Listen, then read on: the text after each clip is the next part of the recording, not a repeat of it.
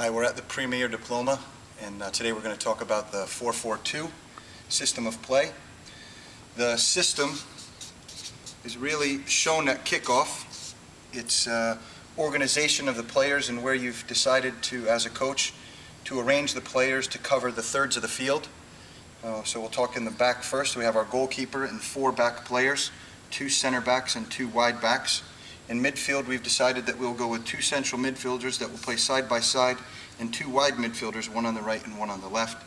We've decided to split our strikers, playing one in front of the other and have a little depth between the two. You could play them 2 side by side as twin strikers.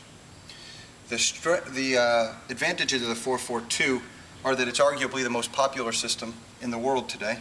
So many teams are playing it. It's easy to start from, as you can see that we have pairs of players all around, so roles are easily defined.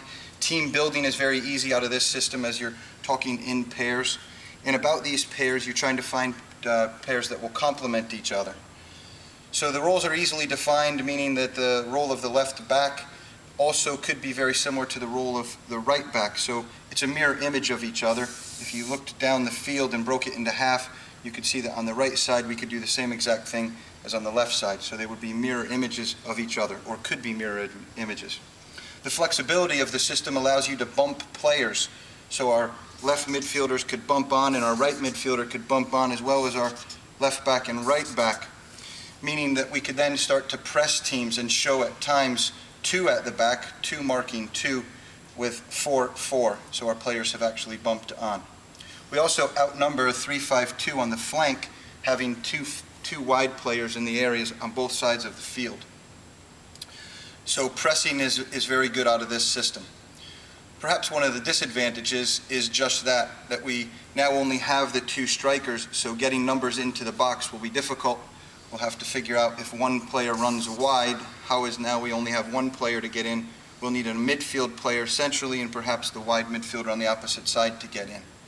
One of the things that you're seeing now in this system is wide midfielders are moving centrally a little more. We're playing the right-footed player on the left side and the left-sided player on the right side. And that's going to take some time for players to be comfortable, because our younger players aren't usually playing on the opposite side of the field as their favorite foot. The other disadvantage is centrally we become a number down when we play against 3 central midfield players. So how we will deal with that problem will be something that we'll have to explore in training. The 2 center backs sometimes get caught high, leaving the 2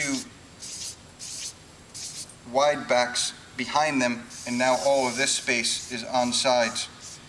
Very dangerous. So we call this the inverted U.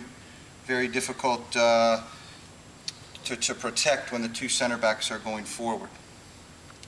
Another dilemma that we have is that they're all in straight lines, vertically and horizontally. So then the space to attack a back 4 in this system would be the space in front of the backs behind the central midfield players, right in here. That's why we'll have to teach our central midfield players to double back and double team a ball right there. So those are some of the advantages and disadvantages of the 4-4-2. Again, systems do not win games, players do, so keep that in mind, and your flexibility to change systems must be also a consideration.